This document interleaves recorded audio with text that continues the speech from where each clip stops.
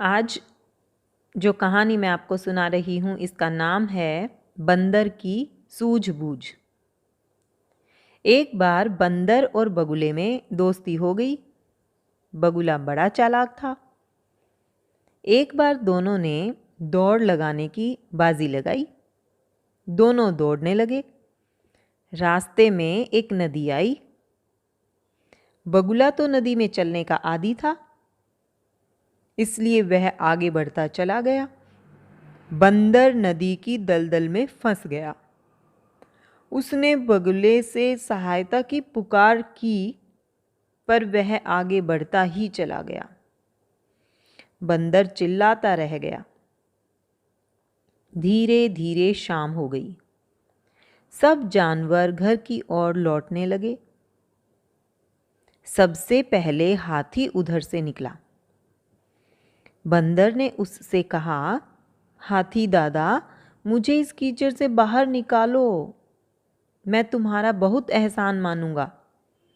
हाथी उसकी बात अनसुनी करके चला गया। कुछ देर बाद वहां से बकरी गुजरी। बंदर ने उससे भी कहा, बकरी रानी, मुझे इस दलदल से बाहर निकाल दो। बकरी बोली, मैं तुम्हें निकाल तो देती, लेकिन मुझ में इतनी ताकत कहाँ कि तुम्हें खींच सकूं। इसके बाद कई और जानवर उधर से गुजरे, पर किसी ने भी बंदर की बात नहीं सुनी। अंत में एक चीता वहां आया। बंदर ने चीते से कहा, चीता महाराज, मुझे इस दलदल से बाहर निकालो, चाहे बाद में तुम मुझे खा ही लेना। चीता आगे बढ़ने ही लगा था कि उसने सोचा, बंदर ठीक ही कहता है, मुझे अब तक शिकार मिला भी नहीं है और शाम हो रही है।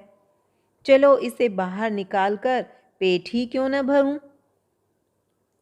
चीते ने बंदर का हाथ पकड़ा और उसे खींचकर बाहर निकाल दिया। बंदर ने चीते को धन्यवाद देते हुए कहा, देखो मैं कितना गंदा हो गया हूं, मुझे नदी के पानी में धोकर पत्थर पर रख दो। जब मैं सूख जाऊं तो मुझे खा लेना। चीते ने सोचा कि बंदर है तो बड़ा ईमानदार। उसने बंदर को नदी में नहला दिया, फिर पत्थर पर बिठा दिया। आग जलाने के लिए वह लकड़ियां इकट्ठी करने लगा। बंदर मौका देखकर पास के पेड़ पर चढ़ गया। चीता देखता रह गया। तो बच्चों, ये कहानी तो यहाँ ख़त्म हुई। इस कहानी से आपने क्या सीखा?